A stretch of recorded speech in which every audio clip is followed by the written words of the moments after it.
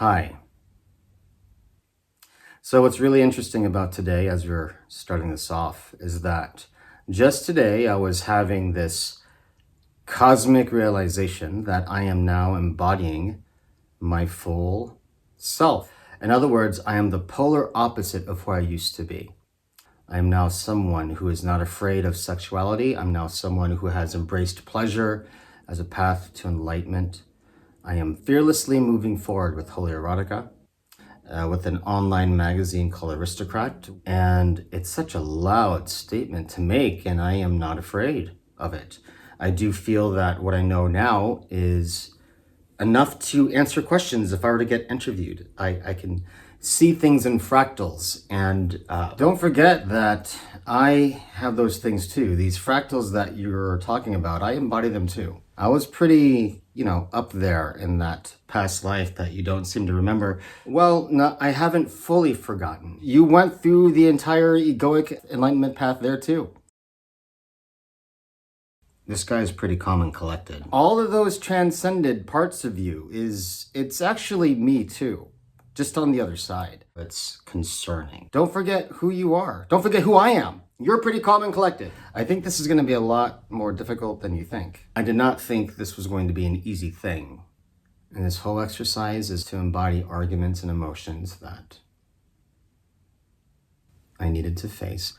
I think you like witnessing yourself. That would be like this dramatic shit show of emotion, but this is pretty civil. I think you like watching yourself. I think you get a rise out of this, bro. Yeah, I'm getting off on this. A lot. Like there's no vanity in wanting to be a church camp pastor and being seen behind the pulpit, right? Is that what you're talking about? That's fair. Thank you. Point you. There's a lot of vanity in this space right now. And this is exactly why I want to talk to you right now. Because there's a difference between a faith informed without feeling and a faith informed because of feeling. This can get kind of confusing. You're not operating off of a faith that is informed by feeling. It's simply a faith. Yes, that's exactly right. That's exactly right. And I would argue it's a disembodied faith. I think it's susceptible to being caught in a self-perpetuating loop. It is this disembodiment of faith that I think is susceptible to brainwash. Whoa! That ultimately feeds a conquest coding of Christ. He's making good points. It's a trauma loop, man.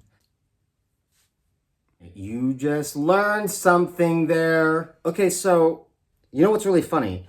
You have like this new Dharma, right? You have this new way of looking at all these metaphors. You have the Kundalini and the Holy Spirit, a new way of looking at baptism like it's pleasure, the Ark, the Covenant, the body being the temple and this and that, your erotica that you film. You have a lot of stuff to say. I know, man. And I'm really surprised that you're not getting into any of that stuff. I know, I'm surprised too. I was hoping this would be like that dialogue to get to the nitty gritty, but we've like bypassed the whole thing. So perhaps this whole exchange that we're having between me and you is really just touching on that one loose spot, right, that is between me and you, that's preventing us from getting to that tippity top of transformation. So, I mean, it's okay. Me too. It's cool. I thought so too. I'm just surprised.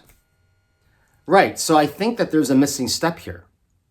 I think there's something that's not happening inside you, but you're convinced that it has already happened.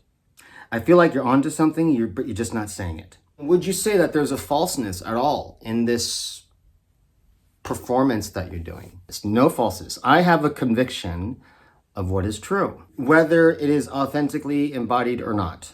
Exactly. He's so passionate, isn't he? It's this performance of faith that is not informed by feeling. I think you're remembering me incorrectly. There is a true feeling of pleasure that I have that informs my faith. So I can see how that argument holds if I continue to go down this trajectory. But are you happy with that? Faith really is all that I needed. It's all that my dad needed. I am embodying Christ as I understand him to be. I don't feel weak. I think you're talking to someone different. Are you saying this out of faith before feeling? Is that what's happening? He's talking to someone different. The guy you used to be knows what he was standing for. I know what I'm standing for. You're genuinely operating off of faith, yeah, but it's not out of feeling. I'm not operating out of conquest. That's not what's happening. Loop. There is a conditioning of Christ. And I do think life is a constant negotiation of that. How to separate the conditioning from the authentic. You know, there's a lot of languaging out there that does make Christians seem like they're operating out of conquest, and maybe some do, but it's not me. Perhaps this is a false sense of confidence that you're showing here. I'm not the church, I'm me. If you're projecting a version of that onto me, you're kind of missing a step here. You're not really connecting with me, are you? I mean, then you're here for yourself, not me. Okay, all right. So how have you reconciled it? How have you reconciled the fact that here you are in this sexless marriage and both you and your spouse have been suicidal? Like, how the fuck does that work? Yes, there were things that were not what I was expecting. Don't you think there's something antichrist and giving everyone else this story of Christ and wholeness, and yet you're the one that's not receiving it? Do you not see the crime in that? Do you not see the tragedy in that? Honestly, that's where Christ's suffering fits. Right, pleasure in this suffering, kind of like a BDSM thing. You know, you're getting your kicks out of this. Something sadomasochistic. Yes, I am getting off on this. You're getting off on this, man. I am getting off on this. So that's fair. You can authentically get off on this. Don't worry about that. Let's just stay here right now. Stay here at this moment. You're on something good. If you had a chance to do it all again, would you genuinely choose, like, yeah, I want to be the guy who wants sex, but doesn't get it? It was a choice. It was a conscious choice because you found freedom in celibacy, bro. Do you remember that? I found a genuine empowerment and peace in that. I found detachment. That's not my lot in life, man. And this is my pleasure. And by golly, I will live this fully. And listen, I'm carrying the same emotions and feelings that you're having now. And you are not feeling the same freedom as I was feeling when I was celibate. I know. So then you must have some answers for that. So what's your answer? Like, make sense of it. From the person you are now and what you didn't understand before, give yourself that wisdom. The discipline of pleasure is no joke. The avoidance of pleasure is really not the avoidance. It's just shifting it. It's finding pleasure, finding the same pleasure in other things. It's the same consciousness pleasure. It's the same thing that you're talking about, actually. It's just mine is called celibacy. I was valuing something more than sex. And there is also a pleasure in my life here, a unique pleasure that I think you're forgetting. I love me already. Yeah. Okay, yeah. This is loving yourself, bro. Look at this, freaking video cameras recording your. How is this not loving yourself? How is this not loving yourself? Beyond that, is there another way to communicate the fullness of God, fully embodying a pleasure? For you to embody this place of pleasure, don't erase the part of my story that's suffering. Don't devalue it. I think it's needed. I don't think you need suffering. You know, there's something about the pain and pleasure on both of our sides that's really the same. How is that true? It's like algebra, like a negative and a positive begets a negative. That's not a positive. This concept of detachment. Attachment is sin, and embodied pleasure and suffering really is holiness, really. Suffering and pleasure. How is that the same? I think both are equally important and both take a commitment and both take some discipline. And now you are acting as if you are now in a higher position than me. There's so much peace in being detached from that polarity of sex. So much. I am seeing it all from up here. It's an act. It's a performance. I think you're getting off on this. Do you not think I cannot authentically get off on this? What you don't seem to realize is that I am getting ecstatic pleasure here already. If you're living this life of pleasure in this way, that's great. More power to you. Everyone can interpret the Bible any way they'd like. I mean, now put yourself back at the beginning of your story. Which life path would you want to live? Of suffering or of pleasure? So how about this? How about you loving you right now? You know, you're either fully honest that you're suffering. How about you loving you? Or you're fully embodying a pleasure. At least those scenarios, there is a truth. I think who you've become has forgotten so much of me that you've forgotten about what is still true in me. And you're assuming that that's false. I think you've forgotten who you are, who I am. On that part too. I forgot which Nate I am right now.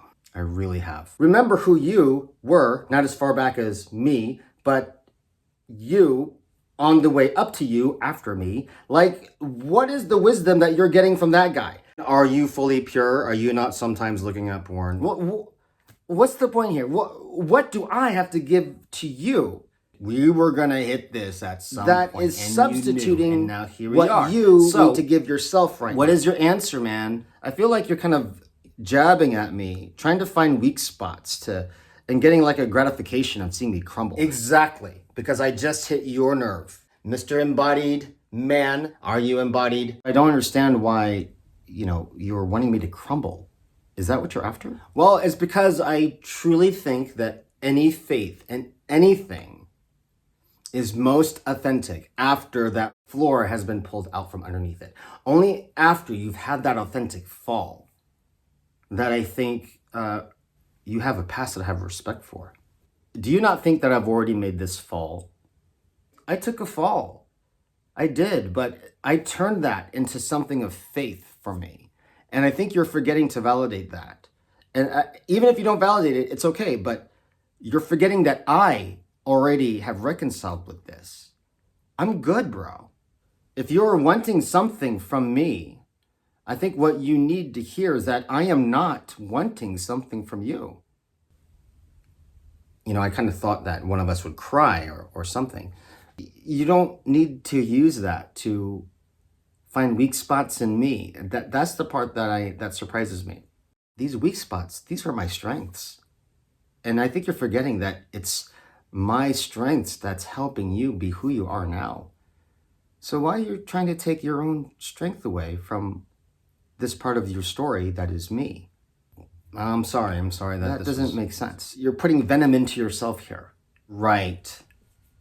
Yeah, I was just about to get to that. So in a way, you should be thanking me for sticking with this fully so that you can live the opposite and complete a conversation that desperately needs to be had. I mean, don't you want to experience pleasure for pleasure too? Right now, I want to say the answer is yes. There you go. But I kind of think that there's a trick question hidden in here somewhere. No trick questions. It is like there's no bait and switch here. You experienced the bait and switch, didn't you?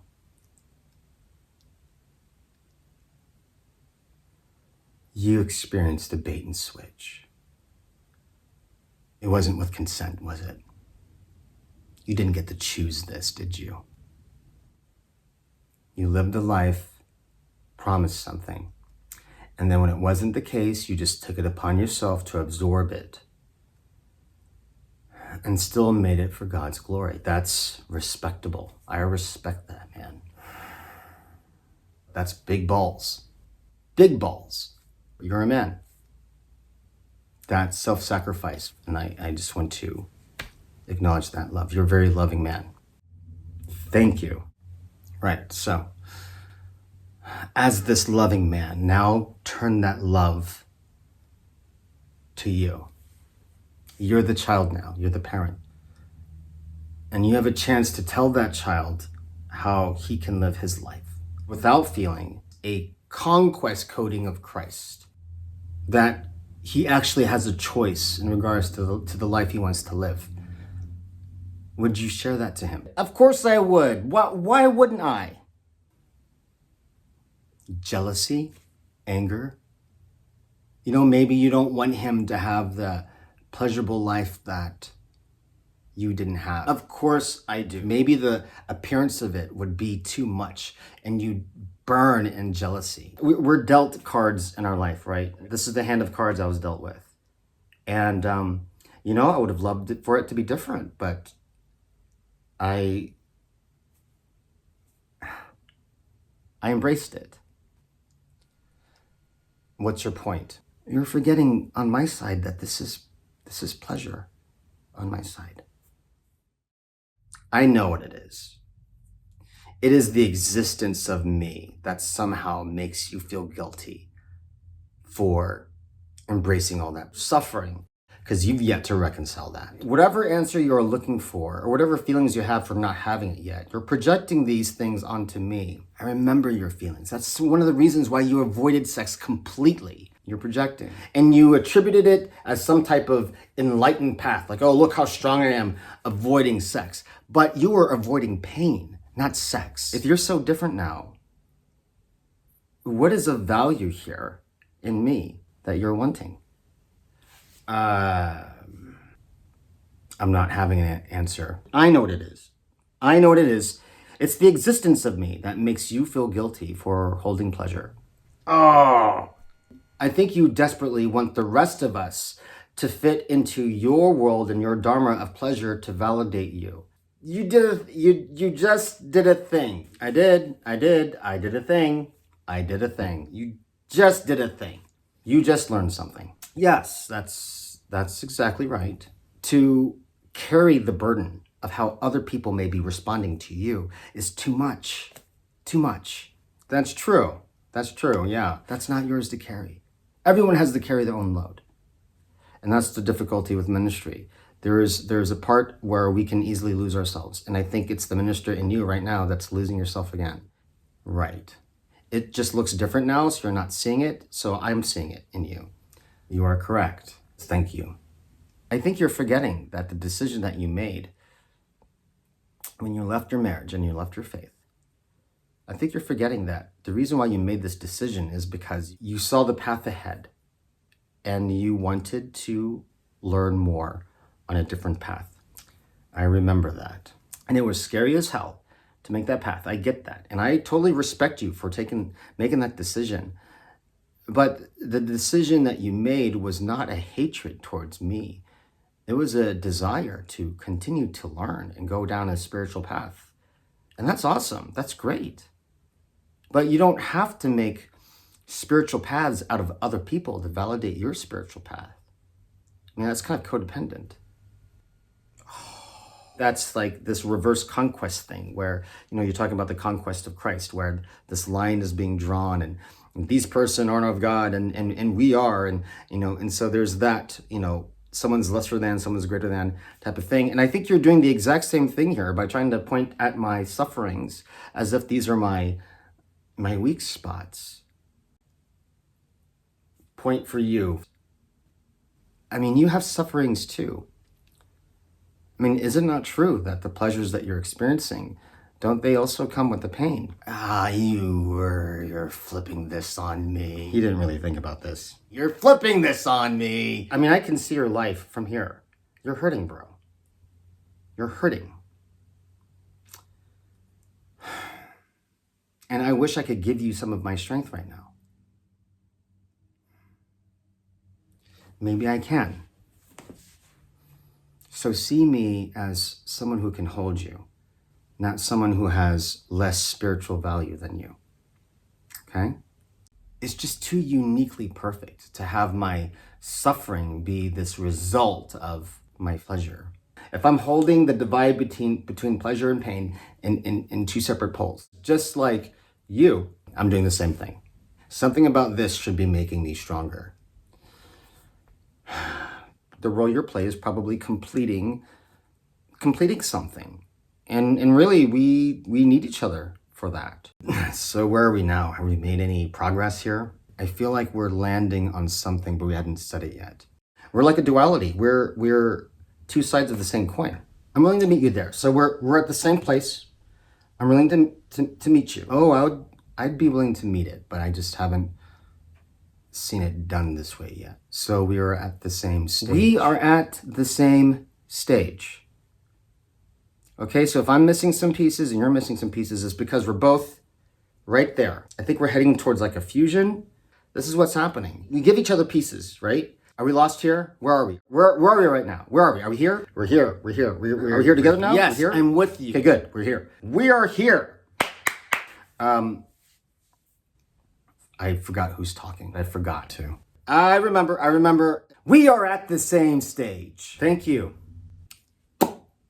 And so now we have the distinction of Christ who is suffering. Where's the Christ distinction of pleasure? Where's that distinction? Exactly. Where's the distinction? Where is that distinction? Where is the distinction? We need that distinction. That Christ pleasure distinction. And perhaps you are that distinction. What?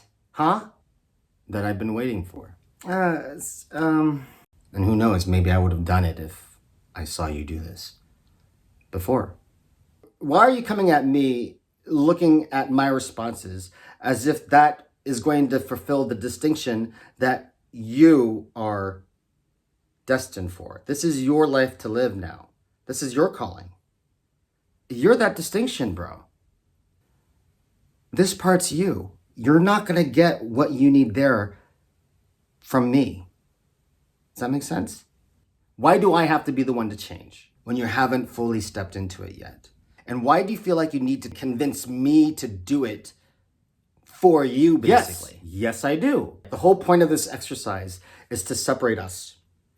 So if I'm holding this piece of pleasure, pain, this duality, and you're holding pleasure and spirituality in a holistic way. So what's your part, man? What's your part? Find these answers in your part of the story now, man. Okay, I'll indulge your question. It's, wow. There's a huge part of your journey that I am not envious of. This is a new teaching. Yeah, there's a new teaching here. Here comes a new teaching. Thank you, I'm listening. The poison can become the medicine can become the poison. Exactly, this is a new teaching. That metaphor, the poison becomes the medicine and medicine becomes a poison. I have not heard that before. You have learned this. We have learned this on your healing path, your side of life. It's supposed to be complementary to your faith. It's something to the effect of you can be anti-Christ and still be Christ. Am I missing some beats there? What you're doing really is just expanding on the power of these metaphors. You know, it's almost like Christ, anti-Christ. You know, they're light and dark on both sides. And this new teaching, poison and medicine and all that stuff, it's supposed to be egalitarian. You know, there's this whole oneness thing. We're all God. You know, it's a non-dualism worldview. Right. Truth is truth on either side. It's a paradoxical shift that's happening here. We complete each other's narratives. I guess what dictates if something becomes a poison or a medicine is really ourselves and our ability to know our own self-control with it, know when it's nourishing us or when it's hurting us. We really just have to be tuned in with ourselves for it to be healthy. Because then you become God in a holistic way. Right. But you become God who decides which narrative you live. It's a daily choice. Just as we have this daily faith in God, an empowered choice. You know, there's light and dark in the church as there is light and dark outside the church. And hence there is Christ and Antichrist within Christ. Yes. Just like the conquest of Christ. Exactly. And there's Christ that's out there that I can learn more from. So I'm going to be learning this from you. Right. Okay, so now, at this moment, I'm going to freaking minister to you right now, man. This is a benediction call for you.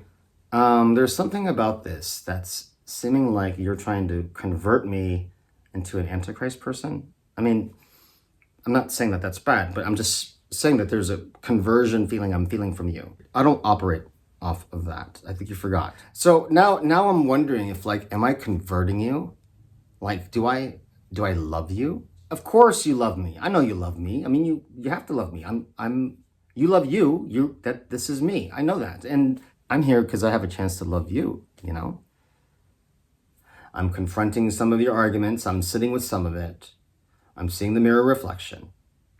And it has told me to let go of you. You're living a faith based on a different metric from me now, which is like, it's actually the same metric. It's just like a polar paradoxical opposite type of thing. Celibacy gave you some codes. It gave you some wisdom. And now you're exploring the pleasure. That's true. Commit to that.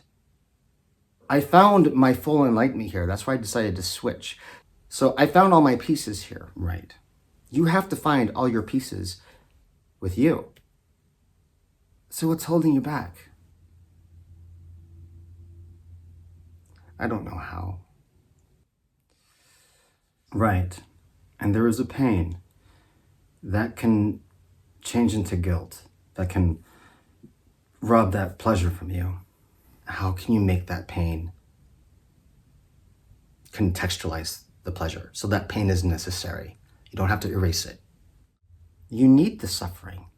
You don't run away from the suffering. It completes what is pleasure. You have to forgive yourself, like Christ forgave you, like Christ forgave me, like Christ forgave us. Do you remember that, Christ? Aren't you still preaching Christ? No, I'm not.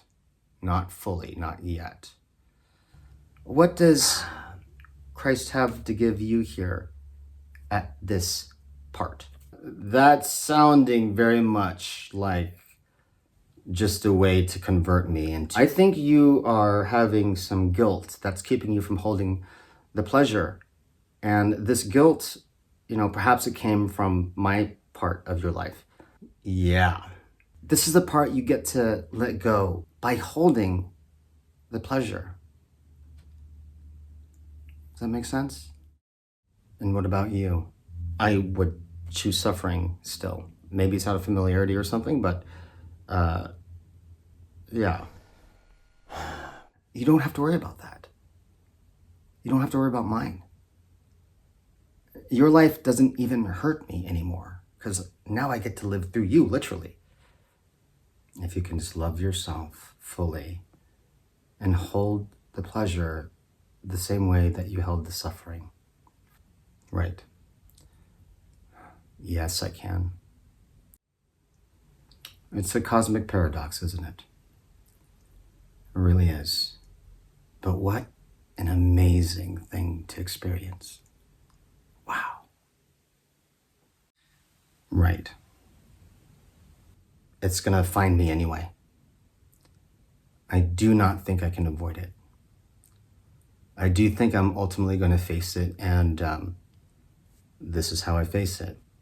And there's something about this that I have to do with this medium of filmmaking, to actually use the camera as my own container, to hold my own emotions, to hold my own process.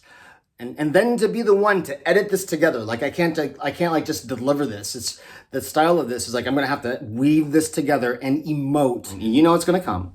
You know it's coming. There's something about this that's a necessary step. So ultimately, we're gonna hit this at some point. It completes the story, but only if you love yourself. Otherwise, it's a performance. Right, okay, so I think the ball's in my court here. I think that's what's happening. Take a moment to feel it. Take a moment. Right. Right. I'm the distinction that you've been waiting for. I'm the teacher that you've been waiting for. I am embodying the very thing I needed. And I think I had to embody both lives. I had to live one fully, and now I'm living this fully. Somehow, through me living me, I am, what I mean somehow, this is actually quite literal. By me living me, I am nourishing that part of you, the pleasure you are missing. I don't like the word missing. Can you use a different word here? I can. Thank you. It's not a pleasure you've been missing, but a pleasure that is there even now, that you can have access to. I like that. I like that a lot. There is nothing lost and there's everything to be gained. That's pretty good. There's nothing lost and there's everything to be gained. Yes. There's nothing lost, just everything to gain. Yes. This is great. This is fantastic. Yes, you still can. So stay with this. Are you saying this out of a faith before feeling thing? Is that what's happening? Right, yeah. We have landed on something. There is a feeling that is now informing my faith. That I felt perhaps exhausted in avoiding something and now can rest because it's been spoken. Exactly. That I do not have to worry about the state of others around me, but really just to worry about my own state, which is what I've been desperately trying to do for so long. That's beautiful. I'm so proud of him. So how is the presence of me making you stronger? There is some type of retroactive gratification that comes with that. All that miscontextualized suffering that I held, it all becomes liberated. And I'm joyful, not regretful. I don't become more jealous because of pleasure that I've lost. All that is retroactive is given to me, and I am fully ecstatic. Right, there it is. You're living in behalf of many, and that pleasure is yours to hold. And feel good about that. Because I think those of us with gratitude can find pleasure in that too. We can find pleasure in ourselves and in our own lives and be inspired by you. But that's not going to happen when you're needing something from us. Right. So, yeah, I'm doing this because I want to be that full embodiment and just be fully me. So let's make this that moment. Let's make this the moment where you receive the grace of Christ, the love from you, to hold this pleasure, which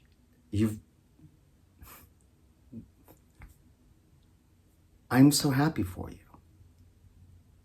Here you are, you have a chance to hold this pleasure. So hold it, receive it. I am living this life because I love me. I love me very much. And I have not done the best job at loving me, but I can always get better. And this is another way I'm getting better. By giving myself the love and acknowledgement and acceptance. By being the grace of Christ for me. And to receive Christ for me.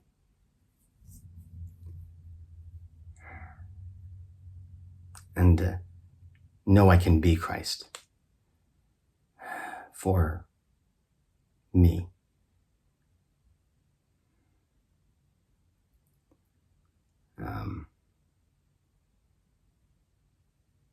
Feels a little bit unfair.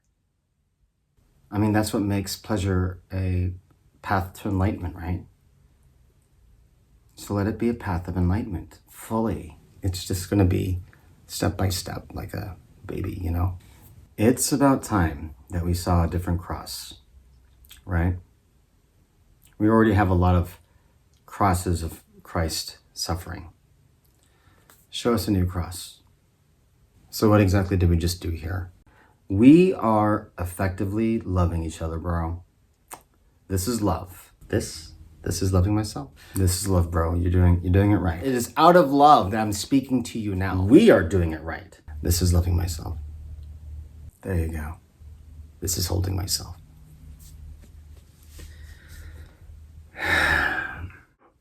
Well, this is nice. By both of us existing, we have the chance to love one another, not destroy one another. And by being this distinction for myself, I can complete that arc, that loop of love. That was awesome. You are something special, bro.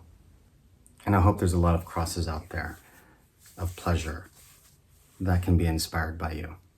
And enjoy for yourself. Right? This is the hardest part. It's a practice. It's a path to enlightenment. what it costs to bear. I feel that. I feel that. And that feeling, and that informs my faith. Bravo, young man. Thank you for witnessing me. My name is Nathaniel Navarro, and I make erotica, holy erotica,